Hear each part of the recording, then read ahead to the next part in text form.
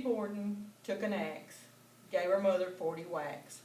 Then when she saw what she had done, she gave her father 41. Close your door, lock it, latch it. Here comes Lizzie with her hatchet. This is a gruesome poem that was chanted by children for years, jumping rope. It was done after the murders in 1892 that Lizzie Borden was supposedly accused of, or was accused of. It was never proven that she did it, that she took an axe and killed her father and killed her stepmother. Let me give you a little bit of background on Lizzie. Lizzie was a spinster at 33 years old, had never married, taught Sunday school. She was your most unlikely suspect that you would ever think of to kill somebody. But they were never able to find anybody else that they could prove did it. And they could not prove that Lizzie did it. One of the reasons that they couldn't prove this was because they did not have DNA then. They had several things that they could show that why they thought she did it. The day that the murders happened in Fall River, Massachusetts, it was in 1892, Lizzie was downstairs and her family had a maid. Her father's name was Andrew and her mother's name was Abby. This was her stepmother. And Lizzie was in the house downstairs, and Bridget Sullivan, their maid, was on the third floor of the house. She was resting when Lizzie called her and asked her to come upstairs. When she got upstairs, she said, "Someone's killed Father." And they called the police, and when they got there, they went on and found the stepmother, who was dead, also in another room. They searched the house, and in the basement, they found a hatchet. It did not have a handle on it.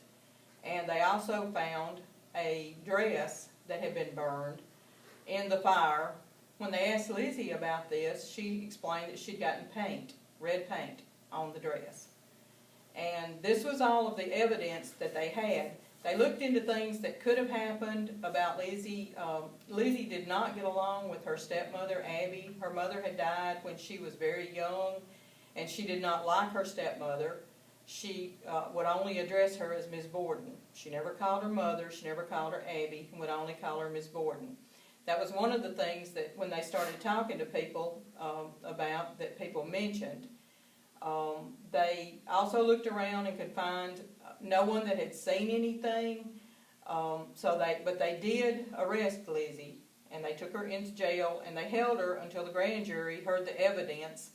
They actually arrested her in August of that year, and then in November the grand jury indicted her, and the trial was held the following June, and the prosecutors, the only evidence that they could present was the axe with no handle, and they didn't know that they could or couldn't do anything with the dress. They only were going by what Bridget Sullivan had told them. They did, at the trial, introduce the victim's skull into evidence to supposedly shock the jury. They had exhumed them and just brought the skulls, and it was such a traumatic experience, supposedly, for Lizzie, she fainted at the trial. And in spite of all of the evidence that they had, which then they thought was a lot, which now is not a lot, Lizzie was acquitted. It actually took them 5 minutes to acquit her, but they stayed in the jury room for an hour and a half because they didn't want to make it look like they had acquitted her that fast. The jury was 12 men. Supposedly they thought that the 12 men could not believe that a Sunday school teaching spinster could do something like that. Now, had they had DNA today, if we could go back and had this crime committed today and used the technology that we have today, they probably would have found out that Lizzie actually did do this. Lizzie had the reason that now, according to Lois Walker, who wrote the book The Legend, the Truth, and the Final Chapter about Lizzie Borden, her father, Andrew Borden, was a successful businessman, but he was very stingy. He had a lot of money, but they didn't even have running water or a bathroom in the house. He was so stingy. Miss Borden did not like her stepmother. Their relationship was very strained. And Lizzie also exhibited signs of mental illness. And she was, had we had testing for her today, they might have realized that she really was mentally ill. She gave contradictory statements, and the answers when questioned, she didn't have answers for a lot of things, and she did not testify at the trial. But they did find out later on that she resented her stepmother so badly that she got into it with her sister, and when her sister did not agree with her, she decapitated her sister's cat, which they did not know at the trial.